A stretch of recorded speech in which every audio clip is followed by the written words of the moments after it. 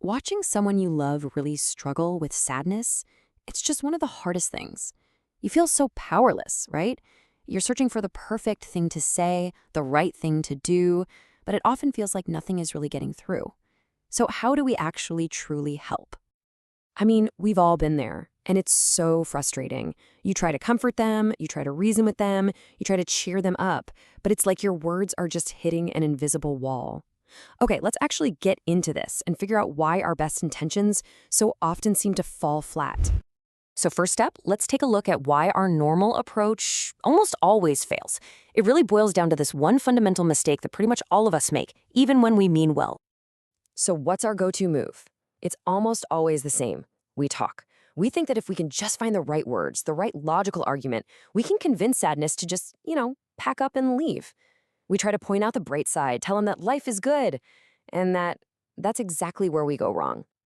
This quote just nails it perfectly. You can't negotiate with a storm. And deep sadness, well, it's not a rational opinion that you can debate away. It's a powerful, overwhelming emotional state. And it makes the mind kind of resistant to all that logic and optimism, no matter how much you mean it. So that feeling of helplessness we get, totally normal. Our logical arguments just lead to more frustration. Our attempts at forced optimism just build a bigger wall. And telling someone to look on the bright side, well, it just leaves everyone feeling powerless. So if words don't work, what's left?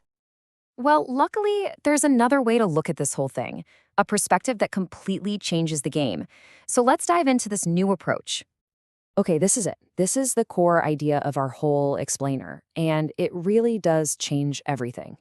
What if sadness isn't some kind of personal malfunction? What if the cause is actually found outside the person? It's a super powerful idea that comes to us from sociology. In other words, sadness is the symptom, not the disease. It's the totally logical result of the conditions a person is living in. Their job, their relationships, their environment, their day-to-day. Reframing it this way changes everything. Suddenly, it's not a personal failure, it's just a reaction to a tough situation. And this perspective is just so powerful because it's liberating. It lifts that heavy burden of guilt off the person who's suffering. It tells them, hey, you are not the problem. The pain they're feeling is often just a result of a difficult situation, something that's maybe beyond their control. You can't just decide to stop being sad. It's like trying to decide not to be cold when you're standing outside in the middle of winter without a coat.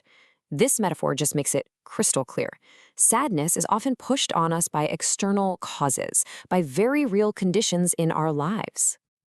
Okay, so if we follow this logic, that the cause is external, then the solution has to be external too. And this leads to a total shift in how we help. We have to stop focusing so much on their thoughts and start focusing on their life. It's time for action over arguments. The difference here is huge. On one side, we're just exhausting ourselves trying to fix something in someone's head. On the other, we're finally getting to the root of the problem, the actual living conditions that are feeding the sadness. It really is the difference between just commenting on the rain and actually starting to build a shelter. So what does taking action actually look like? Well, it could be something as simple as a change of scenery, even just for an afternoon walk in a park. It could be just offering your quiet, physical presence instead of a bunch of texts, or maybe organizing a short trip to break up a painful routine. And on a deeper level, it might even be helping them identify what it is in their work or their relationships that's causing so much pain. And ultimately, this one sentence sums it all up. The real mission here isn't to make someone think differently, it's to help them live differently.